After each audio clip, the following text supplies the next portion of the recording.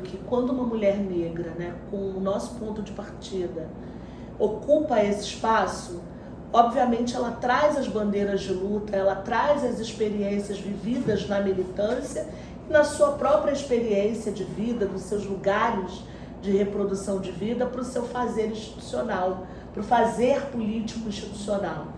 É inerente, não se consegue descolar. Isso quando você tem uma legitimidade de alguém que vem do movimento, eu não estou falando só de mim, eu estou falando desse sujeito mulher negra ou da população LGBTQIA+, esses corpos historicamente discriminados, marginalizados, no sentido de estar às margens mesmo e nunca no centro do processo, quando eles chegam nesse lugar do institucional, e essa é uma experiência nossa, vivida, né, que é particular, mas também é coletiva, porque a gente traz corpos que estão atrelados a esse processo. Então é a estética, a gente muda a estética concretamente, e eu posso dizer isso agora com muita certeza, com muita convicção, a gente consegue mudar a estética da política. Não há uma nova política, política não é nova, política é a política.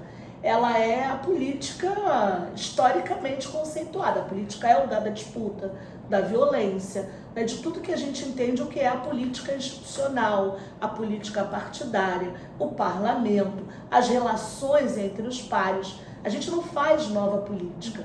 O que a gente faz é uma outra forma de atuar na política e de construir política, porque você traz outros corpos atinentes à sua experiência para esse lugar.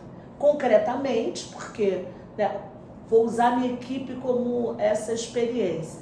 Você tem uma equipe que majoritariamente é preta e parda, você tem uma equipe majoritariamente diversa, e isso não foi um critério, isso aconteceu naturalmente. Então a gente traz a primeira mulher trans travesti da história da Assembleia Legislativa com o seu nome social. A gente tem majoritariamente pessoas que são das camadas populares, né, que vêm de favelas e periferias. Você tem pessoas que estão na universidade e outras que têm a experiência da vida. Então a construção da política nesse espaço institucional, da política institucional, ele sofre um impacto, primeiro na estética. São corpos diversos, com formas completamente diferentes de vestir, de agir, com uma linguagem completamente diferente, incidindo nesses espaços. Né? E a gente muda a ética da política, porque a ética desses corpos, a ética desses coletivos, a ética desta mandatária, vem de outro lugar, vem de outra construção. Eu costumo dizer que a minha ética ela foi construída na favela. É a ética do papo reto. Parece engraçado, mas o que é a ética do papo reto? A ética do papo reto é ficar vivo. É ter legitimidade de circular, de dialogar com diversos setores, dos piores aos melhores. Isso é política. Então, toda a influência dos espaços de militância, das disputas colocadas nos espaços de militância, do acúmulo da trajetória desses mais de 30 anos de militância em diversos setores, com diversos temas, com várias bandeiras de luta, construiu um ethos, uma figura que imprime a esse espaço uma outra ética e uma outra estética. E agora, né, a gente não foi reeleita e a gente consegue perceber o impacto que o nosso mandato teve na Assembleia Legislativa. E é interessante observar esse impacto. O quanto o impacto, desde o assessorista PCD ao diretor-geral da Alerj, passando pelos parlamentares, pelas parlamentares, o impacto de uma lógica outra dentro de um espaço tão conservador, tão engessado. desde o nosso momento de chegada, com muitas tensões, com muita violência racista, né? Desde o momento em que a gente produz um projeto de resolução que é interno à casa, de formação antirracista para os funcionários, pela escola do Legislativo. Isso cria uma tensão, porque você vai obrigar do segurança a, sei lá, né, um diretor de departamento a discutir antirracismo, a aprender sobre racismo estrutural, racismo institucional. Hoje isso é tranquilo. Quando você tem uma pessoa não binária circulando no espaço, né, o quanto isso vai tensionar esse espaço de forma muito natural. O quanto a gente traz a dinâmica da favela, a linguagem, né, no sentido de colocar a favela como ordem do dia, digamos assim. Então, essa contribuição da militância, das formas de diálogo, da construção de pontes, né, do tensionamento e do distensionamento, o quanto essa história anterior, ela ajudou na construção da parlamentar, que é fora do eixo por si só, porque, né, o ideal típico de parlamentar não é uma mulher negra, né, oriunda de favela, que chega à universidade aos 38 anos pela política de cotas. Esse não é o ideal típico, né? O ideal típico é um homem velho, branco, né, dono do capital, ou de famílias, né, historicamente envolvidas com a política, quase que num processo hereditário, né? E num processo hereditário até, né? A gente tem isso aqui no estado do Rio de Janeiro, os Pisciani da vida, né? Os Brazões da vida e tantas outras famílias que a gente conhece no Brasil inteiro. Então, a gente imprime uma outra lógica, uma outra forma de fazer, de produzir política. A gente traz os movimentos. Mas isso... muitos companheiros de esquerda tinham uma atuação parecida. Eu sou militante e eu já bati na porta de deputado e de vereador. É uma lógica completamente diferente. É outra coisa. Não é à toa, Mulheres Negras Decidem vai soltar a pesquisa de que, entre os mandatos de mulheres pretas no Brasil, nós somos o melhor mandato. Essa experiência, eu acho que é essa experiência, o observatório dessa experiência, dessa forma de fazer política, impregnado desses outros processos anteriores, de uma vivência, eu diria, da essência favelada, do papo reto, da capacidade de circular entre diversos setores, imprimiu uma lógica muito específica, né? A gente está num processo de caminhar para decodificar o que é um mandato como esse, né? Tanto que é um mandato como esse, que eu acho que vai muito ao encontro da sua pergunta, né, da sua elaboração sobre, e qual é a dinâmica com a ausência de um mandato como esse. Eu não estou falando da Mônica, eu estou falando desse coletivo que ocupou esse espaço com essas dinâmicas, né? Com esses corpos, com essas histórias, com essas trajetórias. Essa pergunta, de que forma a comunicação popular, quando eu militava, a gente chamava de democratização da informação, né? Fundei 2 rádios, fui diretora da Federação das Associações de Rádios Comunitárias aqui do estado do Rio de Janeiro, a FARC, né? Não é as FARC não, né? É a FARC, Federação das Associações de Rádios Comunitárias aqui do estado do Rio de Janeiro. Então a gente militava contra o fechamento de rádios pela Polícia Federal, a criminalização dos radialistas, né, dos comunicadores, hoje a gente tem um comunicador popular, os comunicadores e comunicadoras populares, fazia formação para abertura de rádios,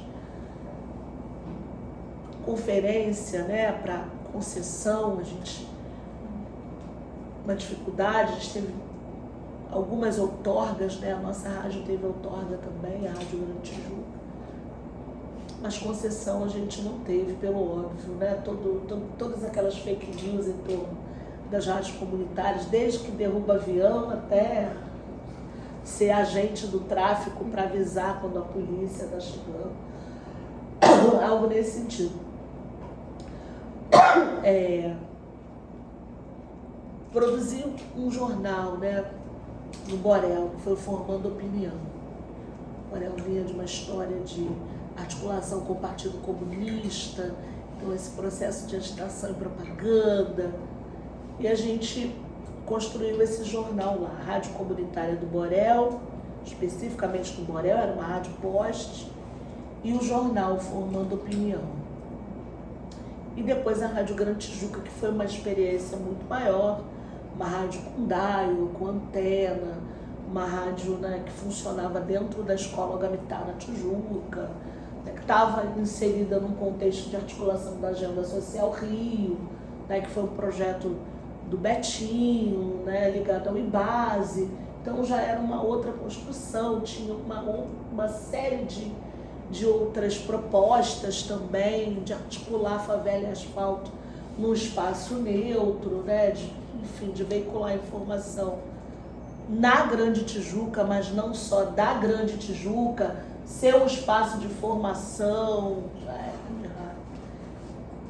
É óbvio que isso vai influenciar diretamente na construção das denúncias e dos anúncios também. Não sei se este é o ponto que influencia. Eu acho que no meu caso específico, todos esses espaços de militância tiveram uma força de construção, né, de uma sujeita militante, né? Isso ajudou muito, por exemplo, quando em 2013 a gente teve a chacina do Borel e a gente vai criar o movimento Posso Me Identificar em 2003, na mobilização de diversos outros setores. Essa articulação ajudou um pouco, mas eu não sei se ele sozinho ele influenciou bastante, mas ele não foi o principal, no meu caso. Mas ele até hoje tem, o próprio retorno, por exemplo, ser colunista do Jornal do Brasil e usar o Jornal do Brasil para falar da favela, mas em diálogo com o mundo. Então essa experiência ajudou muito, né? A experiência de fazer uma rádio muito rudimentar, uma rádio poste, e depois uma rádio com chave híbrida, com, né, mesa de som bacana, com antena, né, com uma grade organizada, já traz outro olhar. Então eu tenho um carinho muito especial pela comunicação popular, como se convencionou chamar. Hoje é a democratização das mídias, né? Hoje você tem outro processo com as novas tecnologias, enfim. Mas acho que isso teve um papel muito importante também em ampliar redes, eu diria, né? Agora, a sua outra pergunta, ela é muito pertinente, ela é uma pergunta muito difícil de ser respondida, porque o feminismo negro, e tá aqui a Lélia, Dona Lélia, danadinha, e eu acho que, engraçado, nesse livro da Lélia, quando ela fala de cultura, etnicidade, trabalho, efeitos linguísticos e políticos da exploração da mulher, ela está discutindo também essa questão do feminismo clássico, né, do feminismo das mulheres brancas, né, desse feminismo que não consegue compreender as especificidades das mulheres negras, né, e que tem muita dificuldade de dialogar, por exemplo, com os nossos espaços de reprodução de vida. Então, a dificuldade desse tema deixar de ser um tema para ser uma prática compreendida na lógica do feminismo clássico, ela é uma dificuldade abissal. Só que as mulheres negras, não brancas, das camadas populares, elas são feministas, elas fazem feminismo, elas atuam, elas resistem nos seus espaços de moradia. É impossível não dizer que uma mulher, né, que não se diz feminista, e é muito interessante, eu sou pastora evangélica também, né? E ontem eu estava falando sobre uma das mulheres que foi referência na minha trajetória cristã de luta por ocupação de um espaço protagonista da mulher dentro do campo cristão, dentro das igrejas evangélicas. Essa mulher é uma apóstola hoje, bolsonarista, mas eu não retiro nenhum momento, né, de vivência e das experiências aprendidas e apreendidas com ela dentro desse campo, né? Uma mulher muito preparada, muito estudiosa, uma teóloga muito profunda e uma mulher que fez diversos enfrentamentos, que foi deixada sozinha, foi abandonada pela sua igreja assim que explodiu a guerra civil em Angola, né? Então, foi uma mulher que ficou sozinha em África, foi uma mulher que, né, sobreviveu, foi abandonada, e uma história muito, muito importante na minha trajetória, assim, e que resistiu e que determinou. Essa mulher não é feminista? Ela é feminista, porque o que é o feminismo, né? Então, essa dinâmica é muito, muito difícil, muito complexo, porque você tem esse confronto com o feminismo teórico, por outro lado, o feminismo negro, né, com uma prática, uma ação muito concreta de atuação, de resistência, de luta, mas também com muita dificuldade de que as mulheres da vida real, eu diria assim, né, a Dona Maria, que está lá no morro lutando por água, se reconheça como uma feminista negra, né? Ela nem sabe que existe feminismo negro. Eu acho que nos dois casos, a teoria do feminismo clássico branco e a prática concreta da vida real do feminismo negro, das mães, né, da dororidade, da organização das mulheres em seus territórios, isso é feminismo negro, que inclui os homens, não exclui os homens.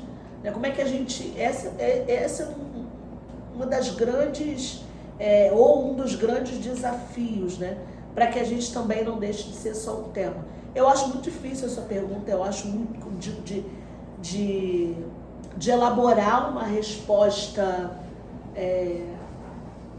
estruturada sobre isso, porque é muito subjetivo também. É muito subjetivo também. Eu acho muito difícil. Eu também não sei responder. Eu acho que a gente sabe vivenciar esse processo. Respondê-lo, acho que requer de nós uma elaboração. A própria Lélia está pensando isso também, né?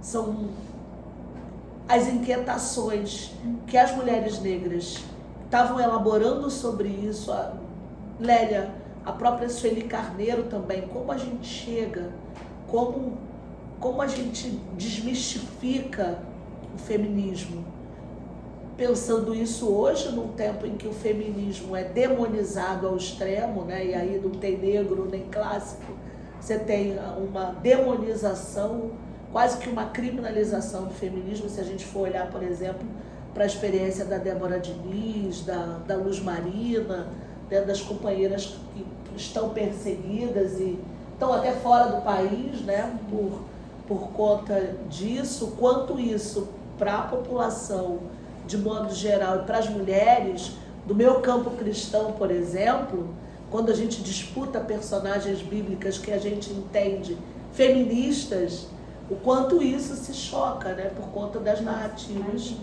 atuais. Então é muito complexo, né, deixar de ser um tema distante, que não dialoga com a realidade vivida das mulheres, e no caso do feminismo negro, das mulheres e dos homens, né? Porque o feminismo negro ele tem uma raiz, né, no matriarcado africano, que inclui a comunidade, o território, ele não exclui, ele abraça. É um desafio elaborar sobre, e é um desafio concretizar isso na vida real. Mas é muito difícil responder. Eu me junto a Tainá. Eu acho que a gente tem pistas, né? Mas acho que isso ainda vai nos chamar a elaborar muito sobre. Eu queria dar uma passadinha ali, porque de repente, né? Só pensando na tua pergunta, né, o quanto, e talvez até respondendo um pouco do que a gente está pensando sobre o impacto de um mandato como o nosso, né, com esse coletivo, com essa figura como mandatária, no espaço de poder, né, nessa ética, nessa estética, que é historicamente masculinista ao extremo, né, extremamente violenta, masculinista, permeada, né, pelas trocas escusas, né, pelas relações nada republicanas, né, como isso impacta e como a ausência disso impacta também, não só internamente, as casas legislativas, as casas de poder, mas em sociedade, né? Hoje a gente tem 18% total de deputados estaduais e distritais eleitos no país, né, de mulheres. Isso é pouco ainda, embora a gente tenha feito... Parece, olhando, né, que a gente elegeu muita gente, que a gente fez um barulho, mas quando a gente olha para os percentuais, eles são muito pequenos ainda. Vai requerer da gente muito trabalho, nesse sentido. E eu tenho, como dizia minha mãe, eu tenho para mim, né, eu acho que a gente tem que olhar muito sobre isso, isso tem muito a ver com o que eu falei anteriormente. 2015, Primavera das Mulheres, os corpos que foram chegando a esse espaço. E quem esses corpos trazem para esse espaço da institucionalidade.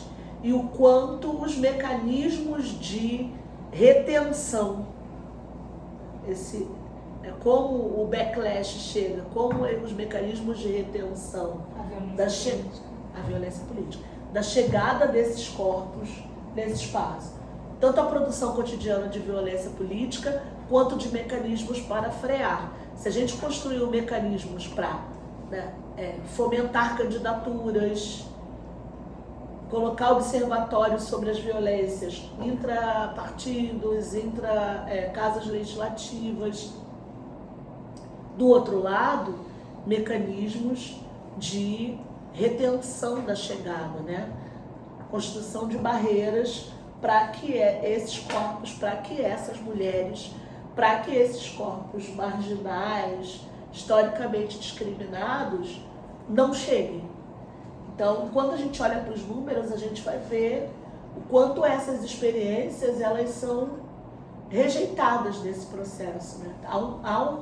Há uma mentalidade de rejeição a essas candidaturas. Claro que a gente precisa olhar, você vai olhar fomento, financiamento de campanha, né? Tem vários outros indicadores para olhar, financiamento de campanha, formação, né, o quanto de apoio, né, dos partidos, quantas candidaturas ainda são laranjas, o quanto da violência política desestimula, atemoriza, né? Então você tem um percentual que é metade do mínimo de 30% das candidaturas exigidas para os casos. Você tem um número que já mostra a sociedade que responde colocando uma barreira à chegada desses corpos, com todos esses elementos que a gente está discutindo aqui. É para passar?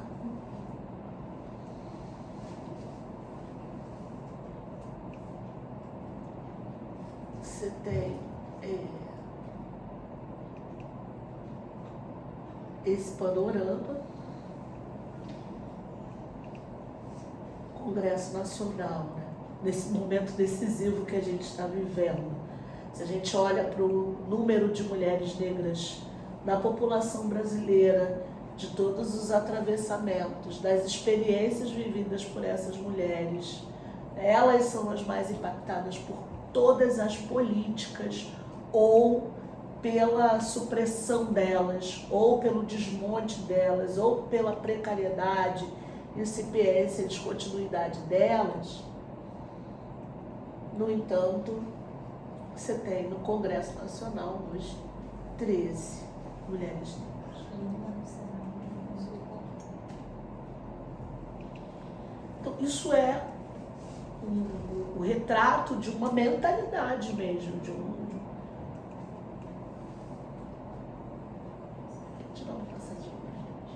Se vocês quiserem perguntar também, a gente pergunta, vocês podem ficar à vontade, tá?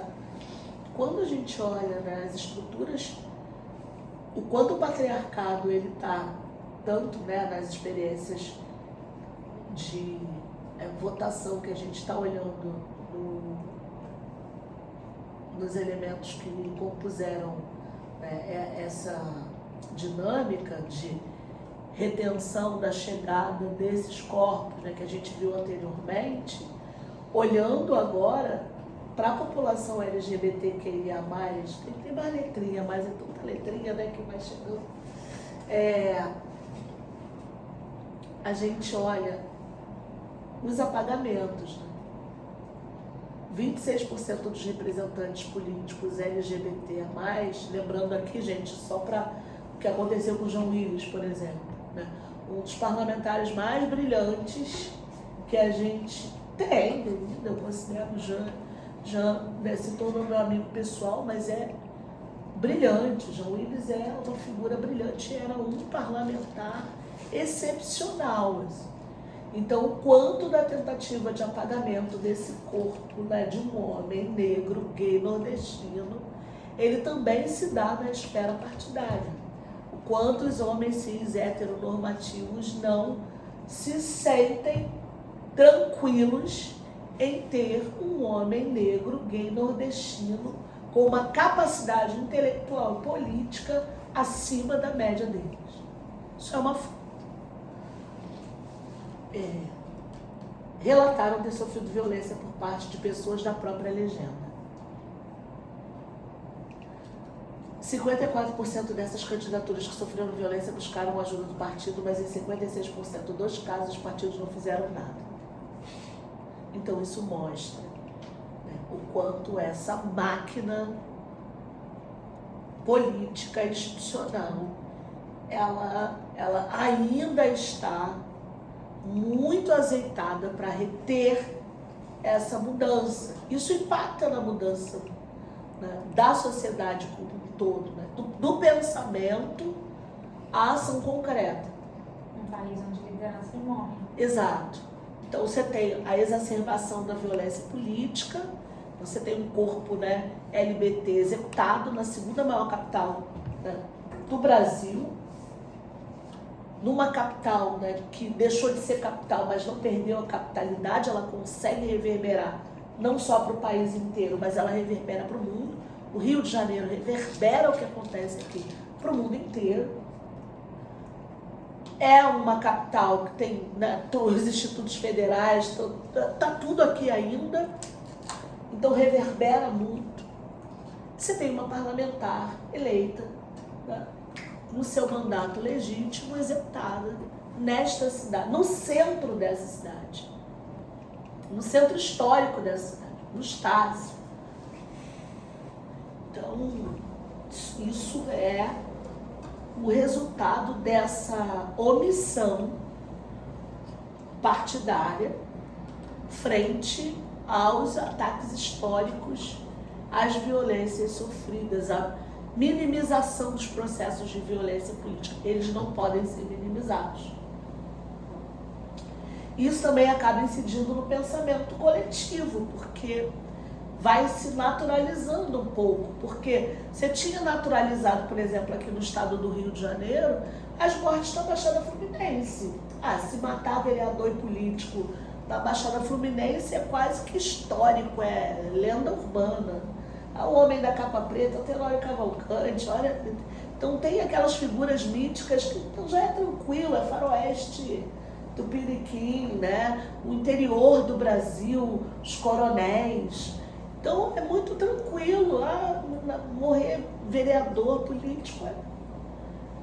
Então, quanto isso também não contamina, né, e naturaliza a nossa relação com essa violência, né?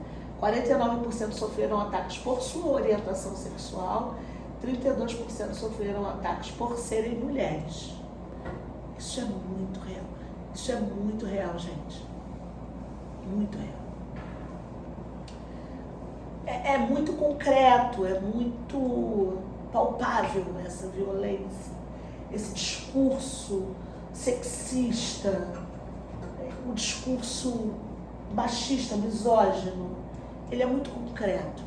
Ele é concreto, não, você não vai conseguir acompanhar a Comissão de Constituição e Justiça. É muito técnica.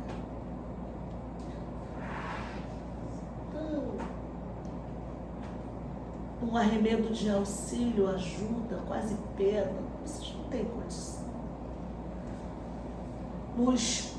Nas dinâmicas de acordos, nas discussões, onde os grupos de homens parlamentares se juntam e a gente vai lá e entra no meio para ouvir também, vão discutir com a gente também aqui, né? E você usar o seu corpo e estar ali. Não acho que na universidade seja muito diferente, né? Seja muito diferente para as mulheres. Você está falando com a gente também, não tem só parlamentar homem ali. A gente está aqui, né? Tipo, a gente está aqui na discussão, vamos falar com a gente aqui também.